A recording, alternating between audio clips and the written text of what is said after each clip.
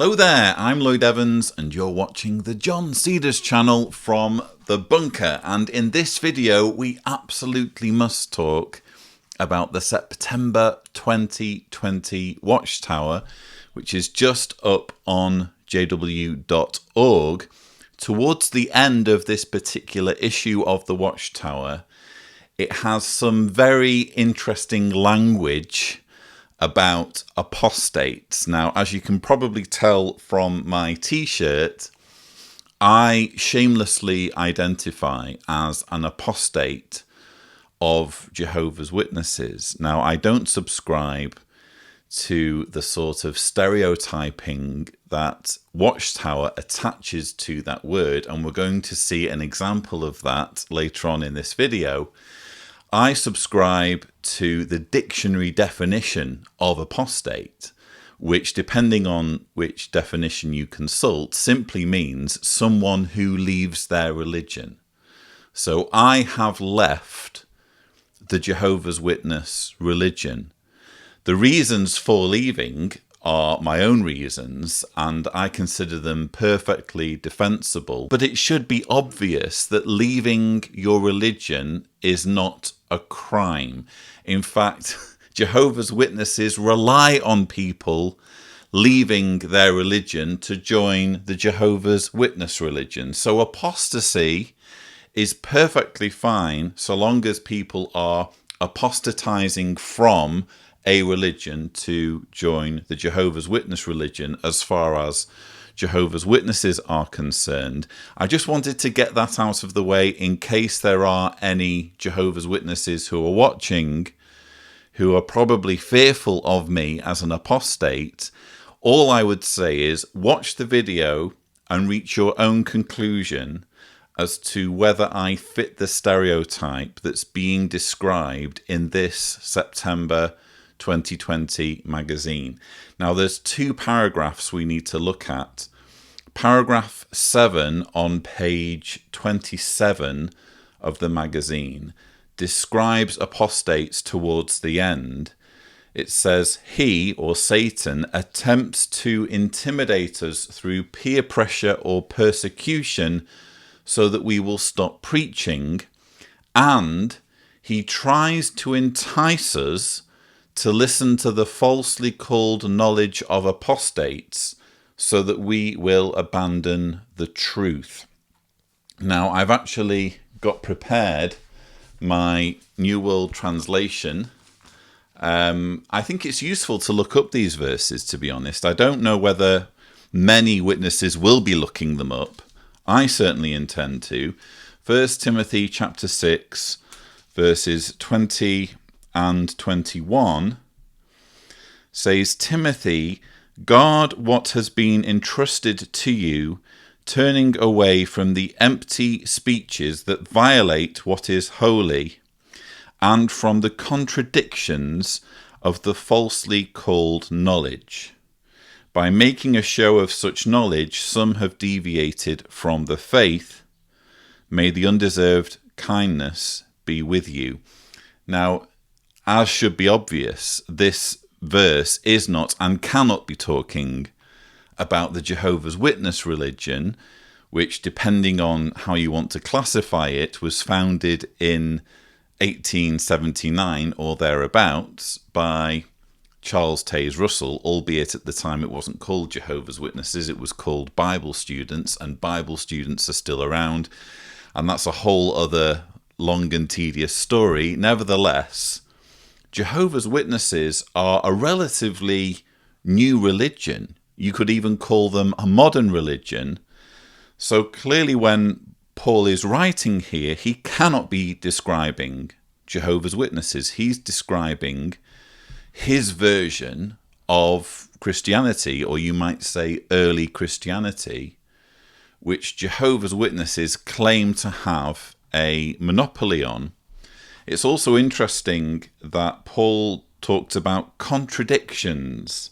He warns about empty speeches that violate what is holy and from the contradictions of the falsely called knowledge. Now, I have actually made a video fairly recently listing 10 notable contradictions in Jehovah's Witness beliefs. And again, if you are one of Jehovah's Witnesses watching this, I would urge you to check out that video, because it's interesting that when you consult these verses, which are being used to stigmatize apostates and make Jehovah's Witnesses fearful of apostates, you can't help but read these verses and think, this at least partly could be said of the Jehovah's Witness religion itself. We're talking about a religion that is internally inconsistent and is strewn with contradictions. Now, the paragraph I really want to talk about is later on in the article. It's paragraph 15, and it's due to the formatting, it's spread across 2 pages. I couldn't resist printing it out into 1 page. I don't know whether you can see it there on the camera. So I've printed it all out onto one handy piece of paper. It's just a remarkable piece of writing, and I think it tells us a lot about the organisation and its approach to dissenters. It begins by saying, like Timothy, we must also discern the danger of false information spread by apostates. This is quite interesting wording. It's a little bit like what a certain political leader says of information that he doesn't like, or which casts him in a negative light. He will often say, well, this is fake news. Here we have the wording false information. If you think about it, the sentence works perfectly well and carries the same meaning if you get rid of the word false. Like Timothy, we must also discern the danger of information spread by apostates. It carries just as much weight, but because the organisation is in the business of manipulating its followers, it can't resist putting that word false in there, because the organisation wants witnesses to consider everything that apostates say to be false. Everything. There can be nothing that someone like me would say about Jehovah's Witnesses in front of the camera that is true.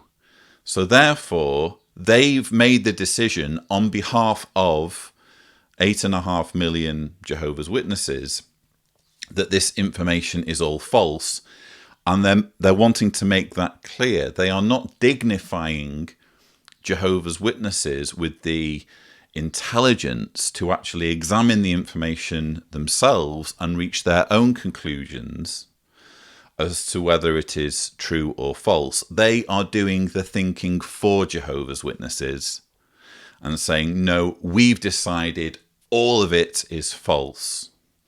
That's why it's dangerous, and that's why you're not to listen to it.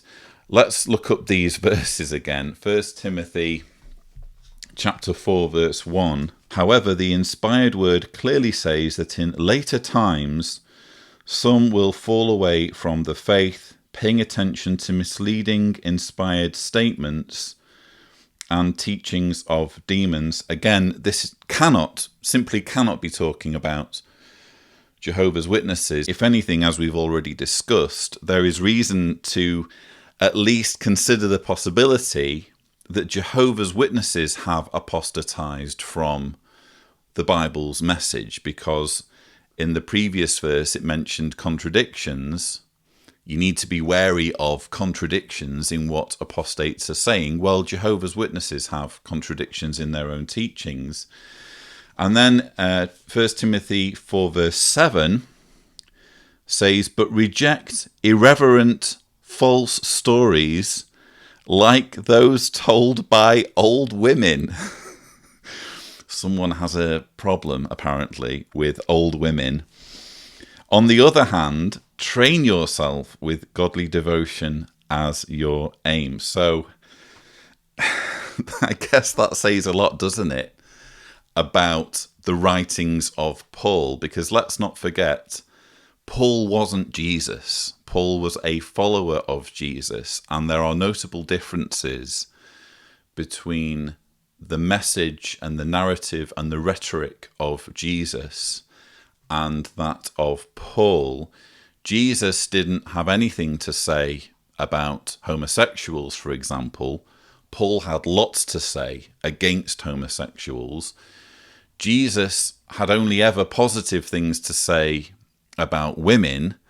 Paul, apparently, as we see here, had a problem with women, especially didn't like old women and the stories that old women tell. And of course, there are the verses where he says, I desire the women to be silent in the congregation. So that alone should be food for thought, shouldn't it? Because Paul, I mean, you can, if you want to, consider Paul to be an inspired Bible writer. He was, after all, responsible for many of the books that came to be included in the New Testament.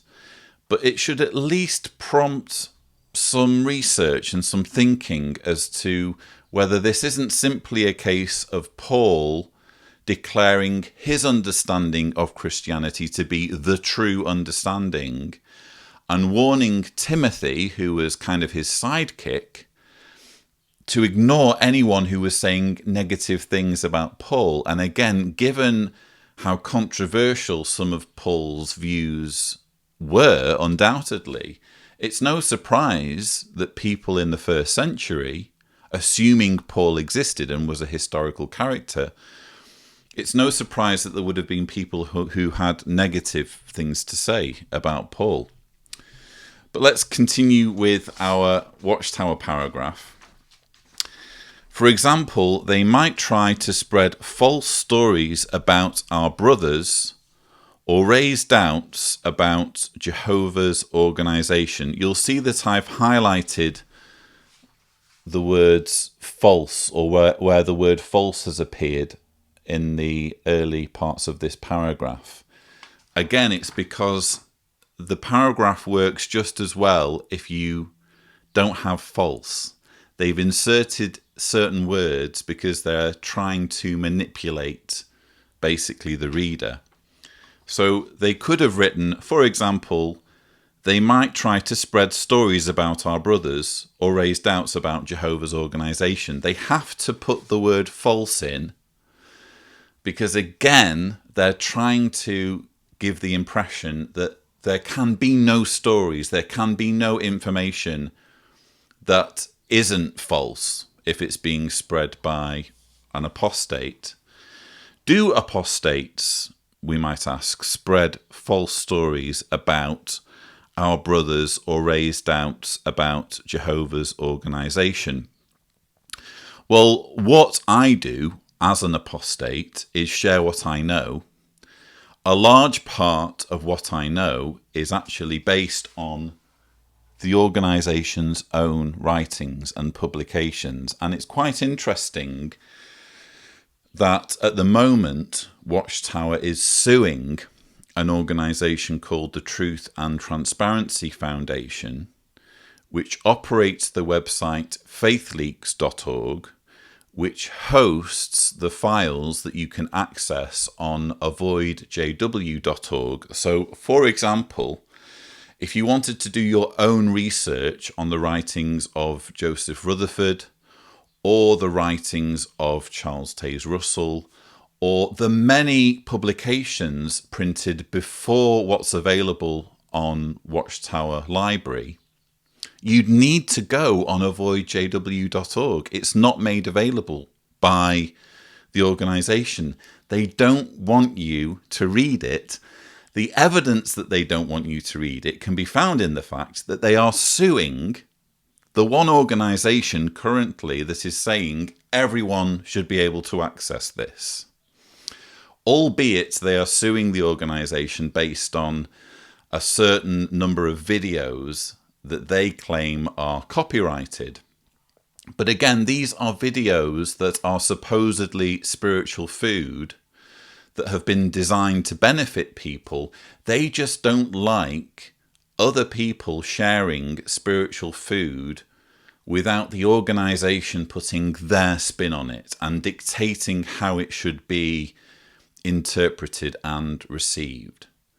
So again, when we're talking about false stories about our brothers, well, I would encourage anyone to analyse what I say, to analyse what other apostates have to say, and reach your own conclusions as to the truthfulness of it.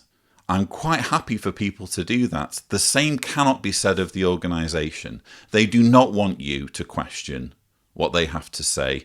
They in fact sue organisations that make it possible for Jehovah's Witnesses to do their own objective research. And I think that says a great deal. Reading on in the paragraph, such misinformation could undermine our faith. Yes, it could, and maybe it should.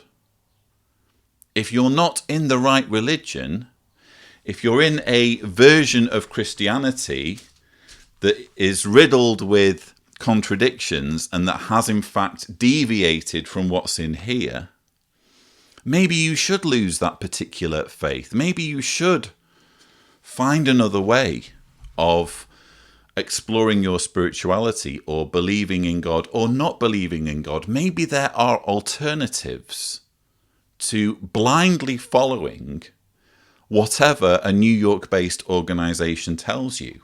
Just maybe.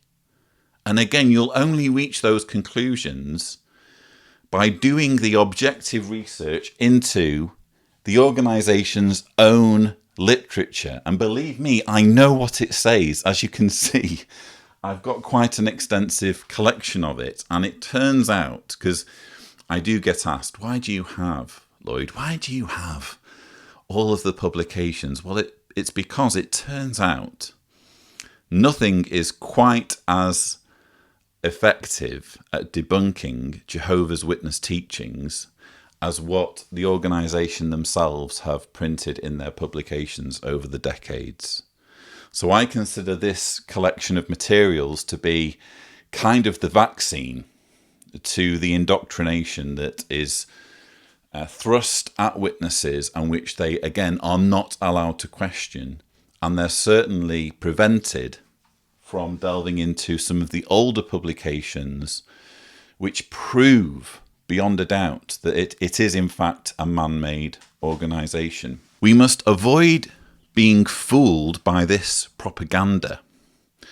Why? Because these types of stories are spread by men who are corrupted in mind and deprived of the truth. Their goal is to start arguments and debates. We'll read the scripture in a moment, but this reminds me of what was said about apostates in the July 15th, 2011 Watchtower, which actually came out when I was in the process of doing my own research for the first time and realizing that many of the things I'd been taught over my years as a witness were a lie. That particular magazine described apostates as mentally diseased.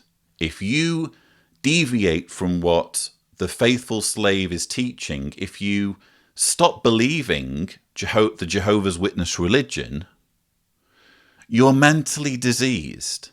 That's what it said in the July 15th, 2011 Watchtower.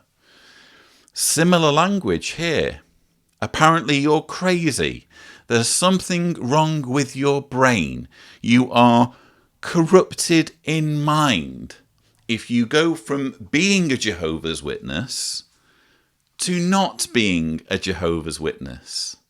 And as I alluded to before, this is total hypocrisy because apostasy is fine according to Jehovah's Witnesses so long as you're apostatizing from a different religion than Jehovah's Witnesses. But once you become a Jehovah's Witness, apparently there is no way for you to ever leave your religion without being crazy. And this is stigmatizing and gaslighting of the most obvious, blatant kind. Let's look up 1 Timothy 6, 4 and 5 because it's quoted there. So let me just give this a bit of context because it doesn't really make sense unless you read it from verse 3. If any man teaches another doctrine and does not agree with the wholesome instruction which is from our Lord Jesus Christ, nor with the teaching that is in harmony with godly devotion, he is puffed up with pride and does not understand anything. Again, Paul is really describing his version of Christianity, which it could be argued deviated at least a bit from the Christianity of Jesus himself. Paul goes on to write, he is obsessed with arguments. I think this is where it used to say mentally diseased. I think they softened the language in the 2013 revision. He is obsessed with arguments and debates about words. These things give rise to envy, strife, slander, wicked suspicions, constant disputes about minor matters by men who are corrupted in mind and deprived of the truth, thinking that godly devotion is a means of gain. So again, you can, if you want to, agree with all of that and it not have anything at all to do with Jehovah's Witnesses, because Paul didn't know anything about Jehovah's Witnesses. He wasn't a Jehovah's Witness. The Jehovah's Witness religion wasn't to begin until the late 19th century. Paul is talking here about Christianity, specifically his version of Christianity. Again, Jehovah's Witnesses want to monopolize Christianity and claim that they are the only ones who adhere to early Christianity. But it's interesting that Watchtower has zeroed in on that language there in verse 4 about an apostate being obsessed with arguments and debates about words. Again, in their paragraph, they say their goal, the goal of apostates, is to start arguments and debates. Well, again, speaking as a self-proclaimed apostate, I am interested in arguments and debates, but not just for the sake of arguments and debates. In other words, I don't sit here in my bunker thinking, I want to argue with someone. I want to debate with someone just to show people how intelligent I am. No, I'm interested in exploring issues honestly. I'm interested in dialogue that can move things forward, not just so that I can impress people with my knowledge, but so that I can learn from others. It's only when you have arguments and debates that you learn from people, because arguments and debates don't have to be about establishing a winner or finding out who knows the most. Arguments and debates are probably our most ancient form of arriving at truth, because it's when we have these arguments and debates, it's when we have these conversations that we learn from each other, that we stand a chance of finding out something that we probably didn't know before. And doesn't it make perfect sense that Watchtower would not want you to have conversations with apostates if apostates are actually right? They are going to be terrified of you as a Jehovah's Witness learning from someone like me that actually you're being manipulated and actually you're being lied to. And again, if I'm wrong, prove it to me. I'm not like Watchtower saying, don't look at the other side of the argument. Don't explore what critics have to say. I want you to read Watchtower's side of the argument, because I am confident that when you, again, read their publications, read what's in their own written words, it will be obvious with any amount of objective research that this is a man-made organisation. And finally, the final part of the paragraph says, they want us, that's apostates, they want us to believe their slander and develop wicked suspicions about our brothers. Again, I've highlighted the word wicked there because, again, the sentence works perfectly without wicked being inserted. They want us to believe their slander and develop suspicions about our brothers. It makes perfect sense, but they have to insert a certain negative word. They were doing it at the beginning, inserting the word false. Now they're inserting the word wicked, because apparently suspicions are a bad thing if you're suspecting the brothers or the leadership of the Jehovah's Witness religion. So very blatant manipulation there, manipulating witnesses into thinking that anything that apostates have to say is false. Any suspicions arising from our false stories are wicked, and any information that we have to share is false. Well, again, if you are a Jehovah's Witness watching this, decide for yourself. I'm more than happy to dignify you as a human being with a brain and say, you figure this out for yourself. Don't take what I have to say on face value. Fact check everything. If I quote from older publications, don't just say, oh, well, why would he make this up? Go and check those older publications while you can, because currently one of the only websites, if not the only website, with an extensive collection of older publications is under legal challenge, or at least Faith Leaks is under legal challenge, which is hosting these documents, because they're making spiritual food available that the organisation no longer wants witnesses to have access to. And I think that should say everything. But that's pretty much everything I have to say about this quite remarkable language in the September 2020 magazine. Please do check it out. I will put a link in the description. But that's everything. I hope you've enjoyed this video. Don't forget to subscribe to the John Cedars channel for more such videos. And as always, thank you for watching.